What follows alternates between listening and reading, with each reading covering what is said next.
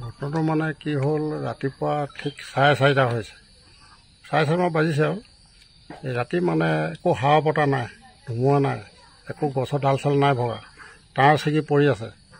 এই মানুহ মানে পথাৰলৈ যাবলৈ উঠি যাওঁতে ভৰিত লাগিলে, ভৰিত লাগি দেউতাকক ভৰিত লাগিলে, দেউতাকক এৰুৱাবলৈ যাওঁতে তাৰ মানে বুকুত লাগি গ'ল আৰু এই ল'ৰাটো মানে ঢুকালে। কিমান বয়সৰ ল'ৰাটো? এটা তাৰ 43 বছৰ হৈছে। তাঁৰডাল যে ছিগিলে আছিলে কি কাৰণে ছিগিলে বুলি ভাবে? কি কাৰণে ছিগিলে? তাঁৰটো পচা তাঁৰ, বতাহ ধুমুহা নাই, একো নাই, বৰষুণ নাই, বতাহ নাই, নিজে ছিগি পৰিলে। মানে ACB গাফিলতি গাফিলতিৰ কাৰণে এইটো হৈছে।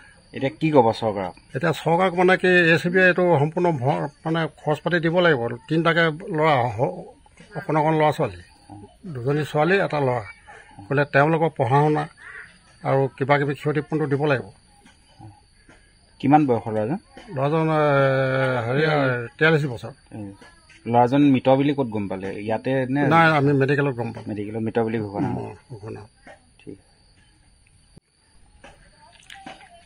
এতিয়া আপোনাৰ যিজন ঘটনাটো যে সংঘটিত হোৱাৰ পাছত APDCL আহি পিনে কাম কৰি থকা দেখা পোৱা গৈছে, হয়, কি ক'ব এই গোটেই ঘটনাটো? সেইটো এতিয়া তাৰমানে তেওঁলোকে আগতে কাটিব লাগিছিলে এইখিনি গছ চছবোৰ। এতিয়া তাৰমানে ঢুকোৱাৰ পিছত আমি মেডিকেল নিয়াৰ পিছত তেওঁলোকে আহি ফটাফট তাঁৰ চাৰ এইবোৰ ডাল চালবোৰ কাটি কুটি মুকলি কৰি এতিয়া তাঁৰটো জইন কৰি থৈ গৈছে। এতিয়াহে ঠিক ঠাক কৰিছে? এতিয়াহে কৰিছে, আগত নাই কৰা। আগত আহে নাই মানুহ? আহি এনেই ডাল দুটামান ভাঙে, য'ত ত'ত এনে গুচি যায়।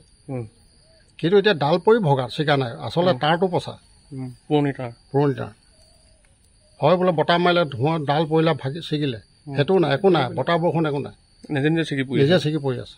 আৰু পৰি আছে একদম ভিতৰৰ ফালে, বহুত ভিতৰলৈ পৰি আছে, ঘৰৰ ভিতৰৰ ফালে, বাউণ্ডৰীৰ ভিতৰলৈ।